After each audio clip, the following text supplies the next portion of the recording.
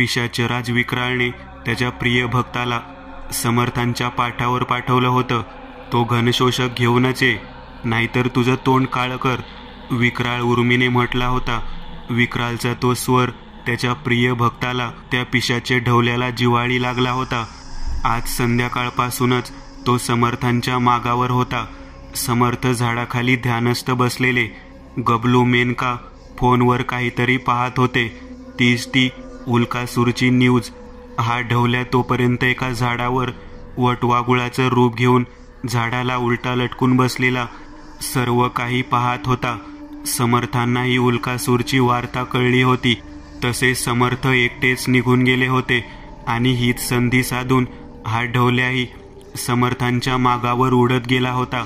परंतु समर्थांची शक्ती पाहून त्यांनी त्या उल्कासूरला कसं रोखलं, तो चमत्कार, ती प्रकांड शक्ती पाहून हा मनुष्य साधारण नाही हे त्याला कळून चुकलं होतं.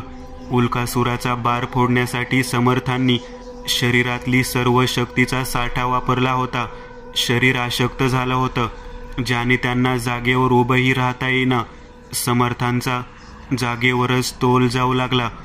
ह्या ढवल्याच्या मनात लाडू फुटले. हा भटुरडा भटू आता अशक्त झालाय हे त्याला कळून चुकलं होतं. तोच मेनका गबलू जीप घेऊन तिथे आले. मग मेनका गबलू दोघांनीही समर्थांना आधार दिला होता. पुढे ढवल्याने दिलेली हाक. पुढे काय घडलं ते तुम्हाला ठाऊक आहेच. आता पुढे जीपच्या पत्र्याच्या बोनेटवर, पोटावर मेनकाचं प्रेत पडलं होतं. नक्की प्रेतच होतं ना? नक्की मेनका मेली होती का? समर्थांच्या रुद्राक्ष कड्यातून निघालेल्या ठिणगीने तिच्या देहात प्रवेश केला होता, ज्याने काही चमत्कार तर घडणार नव्हता ना? बोनेटवर मेनकाचं प्रेत, किंवा बेशुद्ध म्हणूयात, कारण कसं आहे, ह्या कल्पनाशक्तीतल्या कथायुगात मेलेलाही जिवंत होऊ शकतो, जिवंतही मरू शकतो. कधी काय होईल, काय घडेल, इथे नियतीचे फासे क्षणाक्षणाला पलटतात. निस्तेज निर्जीव मेलेल्या प्रेतागत मेनकाचा चेहरा दिसत होता. नाक फुटलं होतं, त्यातून लाल रंगाचं रक्त वाहिलं होतं. रक्ताला जमिनीचा स्पर्श झाल्याने खालची चॉकलेटी माती नाकातोंडाला चिटकली होती. डोक्यावरचे काळे भोर केस आस्ताव्यस्तपणे चेहऱ्यावर, पाठीवर पसरले होते. ढवळ्या पिशाच्याने त्याच्या खुरासारख्या नख्यांनी मेनकाचं पोट फाडलं होतं. त्यातूनही रक्ताचा जिळवा फुटला होता. मेनकाच्या पोटातून रक्त बाहेर पडत होतं. एका रेषेत वाहत जात खाली जमिनीवर पडलं होतं. आता खूप वेळ झालेला. आता थेंब थेंब रक्त जमिनीवर पडत होतं. परंतु एकदाच वाहून गेलेल्या धारेने खालची तपकिरी जमीन लालेलाल चिखलासारखी झाली होती. थेंब थेंब काळेशार रक्त अजूनही खाली खाली पडत होतं. आकाशात निळसर रंगाचा पौर्णिमेचा चंद्र उगवला होता. चहूदिशेना चंद्राचा प्रकाशित प्रकाश पसरला होता. न जाणे कोठून ते काळेशार ढग यायला सुरुवात झाली. सेकंदात, होय सेकंदात, फक्त 20 सेकंदात पूर्ण आभाळात काळ्याशार ढगांची साखळी पसरली. काळ्या कभिन्न कपाऱ्यारूपी ढगांनी चंद्राच्या प्रकाशाला आपल्या गर्भात गिळून घेतलं. टेकडीवर वाहणारा गारवा, जवळचा मोठा आवाज दूर दूर जात कमी व्हावा तसा मंद मंद होत शांत निर्विकार झाला. 4 दिशेंना स्मशान शांतता पसरली. मध्येच ढगांच्यात एक वीज कडाडली. धडामधम. उपस्थित मन भेदरवणारी गहिरी गूढ शांतता त्या आवाजाने दणाणून उठली. गबलू, पिशाच, ढवल्या एक एक करत दोघांच्या नजरा वर आकाशाकडे वळाल्या. का वळाल्यावर? या सर्वांनी कधी काळ्या ढगांतली चंदेरी वीज कडाडताना पाहिली नव्हती. पाहिली होती, खास, होय पाहिली होती. चंदेरी रंगाची वीज पाहिली होती. परंतु हे वेगळं होतं, काहीतरी वेगळं होतं. ही चकाकती वीज ही नैसर्गिक नव्हती. ढगांच्या चकाकती नागिनीसारखी, चाबकाच्या फटक्यासारखी सरसरती वीज सामान्य नव्हती. तिचा प्रकाश चंदेरी नव्हता. उभ्या आसमंतात काळे आशुभी सुतकी जवळधारी ढग पसरले होते आणि त्यात ती लाल रक्ताने माखलेली, लाखो करोडो मनुष्यांच्या रक्ताने माखलेली ती चमकत होती. लाल रंगाची वीज, होय रक्तवीज. वर आकाशात पाहताना जणू असं भासत होतं की कोणीतरी ह्या ढगांची चामडी सोललीये आणि त्यांच्या धमन्यांतून वाहणारा रक्तप्रवाह वीज कडाडताच बाहेर पडतोय. धडाड. पुन्हा एकदा लाल रंगाची नागमोडी नागिनीसारखी वीज कडाडली. नुसती कडाडलीच नाही, ह्यावेळेस चाबकाची सटकी बसावी तसा तिचा वार झाला. काळ्या भोर नभांतून लाल रंगाची वाकडी तिकडी वीज जमिनीच्या दिशेने झेपावली. उभा आसमंत पृथ्वीवरचा एकनिएक कानाकोपरा लाल सैतानी मृत्यूधारी रक्तधारी प्रकाशाने थैथयाटाचा नंगा नाच करत चमकून उठला. पुढच्या क्षणाला आकाशातून जमिनीच्या दिशेने चित्त्यासारखी धाव घेत आलेली ती लाल वीज मेनकाच्या दिशेने येत तिच्या पाठीत घुसली. फक्त 5 सेकंदात हे सर्व घडलं, परंतु किती विलक्षण घटना, पार चक्रावून टाकणारी. गबलूचा भेदरलेला मार्शलचा प्रश्नहीन ढवळ्या पिशाचाचा आश्चर्यकारक असा तिघांचा चेहरा त्या लाल प्रकाशात उजळून निघाला होता. काय झालं आता? ही मेली का नाही अजून? ही लाल वीज काय चक्कर आहे?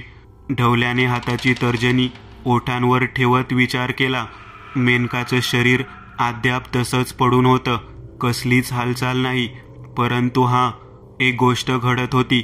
मेनकाचं बोनेटवरून खाली पडणारं थेंब थेंब रक्त रिव्हर्स घेतल्या जाणाऱ्या गाडीसारखं आपोआप मागे जात होतं. थेंब संपले, मग एका रेषेने ते रक्त मागे मागे जाऊ लागलं. मेनकाच्या पोटात घुसलं. फाटलेली चिरलेली पोटाची कातडी, मांस, सर्व काही. जखमा आपोआप भरत होत्या. फुटलेल्या नाकातून वाहणारं गालांना लागलेलं रक्त आपोआप जिथून बाहेर आले तिथेच मागे जात होतं. मग फुटलेलं नाकही पूर्ववत झालं. जखम भरली होती, परंतु डोळे अद्याप बंद होते. ही तर मेलेलीच आहे. जायला निस्ती शोबाजी रे. ती लाल वीज आत्मा घ्यायला आलती वाटतं. ढवळ्याने स्वतःलाच दिलासा दिला, परंतु त्या दिलाशावर त्याचाही विश्वास नव्हता. घडलेली घटना पाहता, त्या अद्याप चमकणाऱ्या लाल विजा पाहता त्याचीही भीतीने फाटून हातात आली होती. ए बुट्या, चल घनात्मशोषक काढ. ह्यावेळेस आवाज कापरा होता. ढवळ्याची भीती सेकंदाला वाढत होती. इथं थांबणं धोक्याचं आहे हे त्याला कळलं होतं. मला नाही माहीत घनशोषक, तो कृणालकडेच असतो. गबलू म्हणाला. ए भट्याचा पार्टनर, लय झाला हा तुझं. गुपचूप तो यंत्र काढ, नाहीतर तुला चिंगमसारखा तानेल मी. ढवळ्या पिशाच्याने दोन्ही हातांनी गबलूला भावल्यासारखा हवेत उचलला. मला नाही माहीत तो यंत्र, नाही माहीत. गबलूचा स्वर भीतीने रडवेला झाला होता. ढवल्याने जबडा विचकत हसत आतले 4 काजवा एवढे मोठे सफेद टोकदार दात गबलूला दाखवले. त्याच पिशाची दातांनी गबलूकडे पाहत, तू असं सांगणार नाहीस ना बुट्या? थांब, आता तुला चावतो आणि माझ्यासारखा बनवतो. मग काय होईल? तू माझा गुलाम होशील. मी बोलेल तेच करशील. ढवल्याने मान वाकडी केली. गबलू सुटण्यासाठी हातपाय हलवू लागला.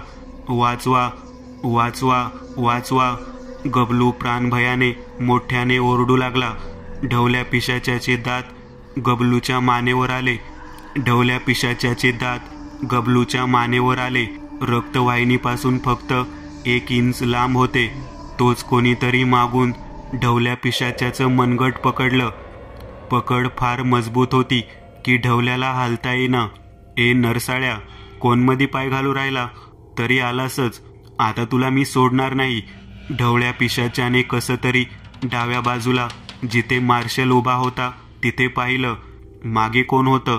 कोण होतं मागे? ज्याने ढवल्याला पकडलं होतं. ए कोण आहे रे? ढवल्या मोठ्या आवाजात म्हणाला. पिशाचे राज विक्रालच्या प्रिय भक्ताची मान पकडणारा. कोण आहे रे तू? समोरे. ढवल्याने दोन्ही हातात पकडलेल्या गबलूला सोडलं. धप आवाज करत गबलू जमिनीवर पडला. जमिनीवर पडताच त्याने समोर पाहिलं तसा त्याचा चेहरा आनंदाने उजळून फुलून निघाला. मेनका. गबलू दात काढत हसला. मेनका, ती छोकरी. ढवल्या स्वतःशीच पुटपुटला. ढवल्या पिशाच्याच्या मनगटावरची पकड सुटली, सैल झाली. हळूच त्याने मागे वळून पाहिलं. मागे वळताच त्याचा चेहरा भीतीने पांढरा पडला. डोळे हा हा म्हणता मोठे झाले. तोंडाचा आ वासला. तू तू जिवंत झाली, कसं शक्य आहे? पुढच्या क्षणाला समोरून एक बलदंड बाहूचा फुगीर, ताठरलेल्या रक्तवाहिन्या स्पष्ट दिसणारा हात आला. त्या हाताने ढवल्याची मान पकडली.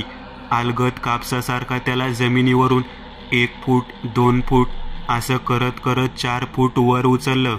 मला सोड, मला सोड. ढवल्याचा पांढरा चेहरा श्वास न मिळाल्याने काळा निळा पडू लागला. ओठांतून काळीशार लाळ बाहेर पडू लागली. ढवल्याच्या पुढ्यात 6.5 फूट उंचीची एक आकृती उभी होती. अंगात तपकिरी जॅकेट, हातांचे स्नायू फुगीर असल्याने जॅकेटच्या बाह्या फाटल्या होत्या. त्यातून ते फुगीर बलदंड बाहूचे हात बाहेर आले होते.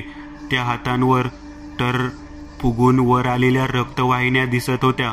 खालचे पाय सुद्धा फुगीर बलदंड बाहूचे होते. डोक्यावरचे काळेशार केस चेहऱ्यावर पसरले होते. सापाच्या विषारी शेपटीसारखे वाकडे तिकडे हालत होते. त्या काळ्याभोर केसांमधून 2 लाल रंगाचे पेटलेले गडद लालसर असे ठिपके ढवल्या पिशाच्याला पाहत होते. मेनकाच्या सर्व शरीरातून काळशार रंगाचा धूर मंद गतीने बाहेर पडत होता. ढवल्याच्या गळ्यावरची पकड हळूहळू वाढत होती. गळ्यातलं हाड, मांस कटकट आवाज करत तुटत होती. ढवल्याच्या नाकातोंडातून, कानसुळ्यांमधून काळशार रंगाचा द्रव बाहेर पडू लागला. सोड, सोड मला. शेवटी प्राणांतिक यातनेने ते पिशाचे ओरडलं. त्याचा तो घोगरा, भसाडा, चिरकस आवाज वातावरणात घुमला. परिस्थिती हाताबाहेर जात आहे हे पाहता त्या ढवल्या पिशाच्याने स्वतःजवळ असलेल्या अमानवीय शक्तीने स्वतःचं रूप बदललं. वटवागळाचं रूप धारण केलं. परंतु फायदा झाला नाही. मेनकाने तिच्या एका हाताने चिमटीत त्याचा पाय पकडून धरला होता. फडफड करत ते काळशार पिशाची वटवागुळ सुटकेसाठी धडपडत होतं. सोडू नकोस, सोडू नकोस. गबलू दात काढत हसला. तोच मेनकाने त्या वटवागळाला मुठीत पकडलं.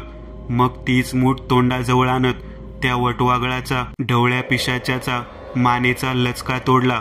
तिच्या धारधार दातांनी ते वटवागुळ कच्च हाडांसहितच चबर चबर करत खाऊ लागली. त्या सैतानाचा लचका तोडताच त्याच्या शरीरातून हिरवट रंगाची वाफ बाहेर पडली. समर्थांनाही जाग आली होती. तसे त्यांनी घनात्मशोषक यंत्राचा मंत्र उच्चारला व ती ढवळ्या पिशाच्याची आत्मारूपी धुळीकण घनात्मशोषकात कैद केली. मेनका, मेनका, तू ठीक झालीस. गबलूला मेनका पुन्हा जिवंत झालेली पाहून फार आनंद झाला होता. त्यातच त्याने पुढे होत तिला मिठी मारली व काही वेळाने समर्थ, मेनका, गबलू तिघेही शहराला वाचवून निवासस्थानी परतले.